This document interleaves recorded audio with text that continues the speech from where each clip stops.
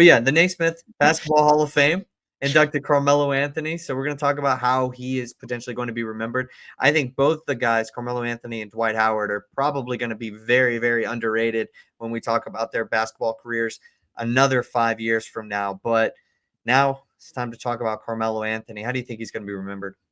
Man, I think Carmelo Anthony is going to be one of those guys where we, like, as like people who grew up with him, are going to be like, you have no idea how good Carmelo Anthony is. It's like when his stats just don't do him justice at this point, especially with how offensive the NBA and like the trajectory of the NBA is going. For his career, he averaged over 22. He averaged 22 and a half points. 6 rebounds a game, 2 assists a game. Well, we all know Melo wasn't a passer, but I mean, like from his Denver days to his New York days, I mean, he was New York basketball for an extended period of time. There was no new, like, if Carmelo Anthony was injured, the Knicks sucked. If Carmelo Anthony wasn't injured, the Knicks were good. Obviously, Denver getting to play with AI in his later years, and that team, those teams were really, really good at that period of time. I mean, he's averaging like 20. Let's see, he's averaging 25 plus when that wasn't a thing that was happening in the NBA. I mean, he's one of the better players in NBA history, and I'm really glad that he's clearly a Naismith Basketball Hall of Famer, and even without the ring, even without some of the more prestigious accolades, I don't really care. It's Melo. He was and is still is New York basketball. His jersey easily gets retired in New York, at least in my opinion. And I mean, what more can you say about it? Like, he is the original Melo. I obviously towards the tail end of his career, playing for like through 4 different teams in 5 years was a little bit tough. Retired as a Laker, actually, which is interesting. Those years in Portland, and even when he was in OKC, like he averaged 16 points when he was like that kind of role player coming off the bench for OKC. Like that was a fun time. Like he was just a pure scorer. Like if you like he was give him the ball and let him go to work, and he was like one of the purest like last versions of one of the mid-range guys, like a mid-range specific guy, where it was like obviously he could shoot the 3 ball. He has like that iconic game winner in the Mecca where he he drains the 3 and just like looks back, like he has all these moments where you kind of look back, and he's one of the greatest players of all time, and just statistically, you look at how the stats are going to age a little bit, especially when people are averaging 30 points a game consistently now. And 22.5 might not seem like a lot, but I'm glad he's getting in right now because his legacy and everything around Carmelo Anthony, just the aura around Carmelo Anthony, there's so much of it, and he's just one of the greatest players of all time. Yeah, it's kind of a shame, and looking at his all-time statistics right now, that he wasn't able to get to 30,000 points. He was so close. He was under 2,000. He had 28,289. But when we look at his career, he's kind of I agree.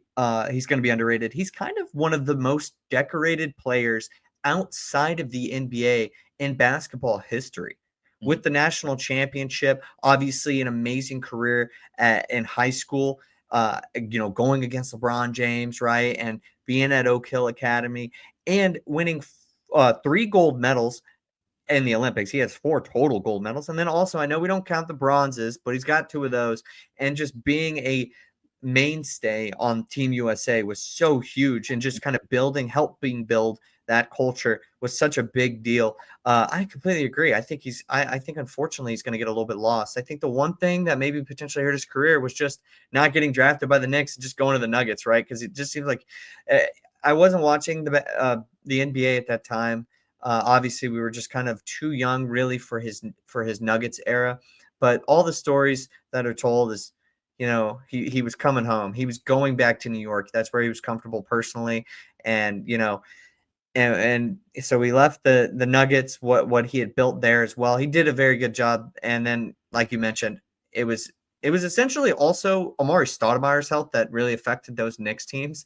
If Amari Stoudemire was healthy, I mean, just so happens he just broke down, and pretty much when he joined, they just were never able to get very far. Maybe if he had one extra year, got to unrestricted free agency 1 year prior, maybe he would have joined the Heat or something like that, or they would have done something different, and he wouldn't have went to the Knicks. But a lot of big ifs with his career. But I do sometimes worry, especially for his career. I say this about like a lot of NBA legends, like Paul Pierce and Dwayne Wade. I feel like there's some guys in this era that are kind of getting a little bit lost in history, and Carmelo might be one of those guys. Yeah, it's unfortunate because you look at like that, it just happens. But when you look at like some of the bigger names in the past, like you just don't like really appreciate how much they did for the game, and I can kind of start to see that happening, especially when you look at the stats. They're not as gaudy as like some of these new age players, and it's just unfortunate because it's just a completely different game. Like I remember, you know how like you just fall asleep sometimes, and then you wake up to like a random like Lakers Celtics finals game on a like 3 a.m. You wake up, you forget to turn your TV off. You see Lakers Celtics final. I remember like one of the final scores of those finals being like 80-78, and that wasn't a terrible shooting game. That wasn't. It's just the way the game was played. People weren't averaging 25 points a game, and he came into a league that was a kind of reminiscent of that, or during that era of the league.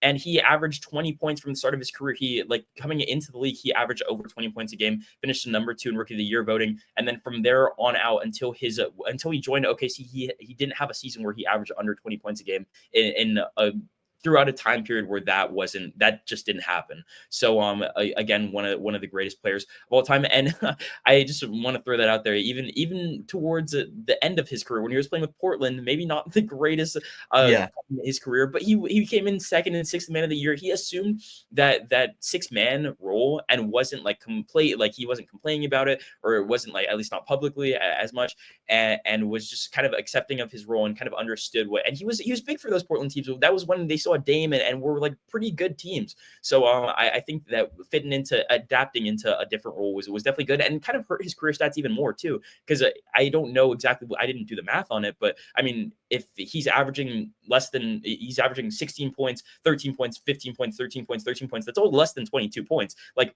during his prime, when he was on the Knicks and on the Nuggets, he averaged 24 plus points a game and was one of the better players in NBA history. Yeah, I don't think he'll be underrated in New York, but definitely when we take a look at some of these stats, actually so glad that you mentioned the Portland years, because I was going to add that, but I kind of forgot. I wanted to make the decorated basketball point outside of the NBA. But yeah, I'm so glad that you mentioned the Portland Trailblazers point, because he did kind of morph into that role player that we don't always see, and contributed to winning on a different organization that he wasn't a part of. And I know he went to the Lakers with LeBron and wanted to play with him, but he was not with exactly like anybody that was like his longtime friend or somebody he had played with before.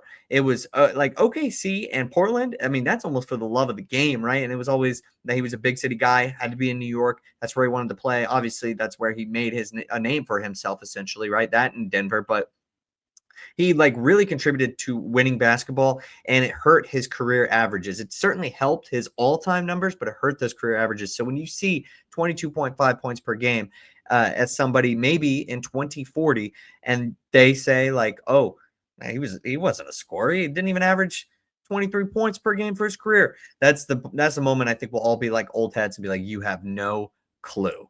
You have no idea how good Carmelo Anthony was. You And just don't know. he was amazing. He was damn good.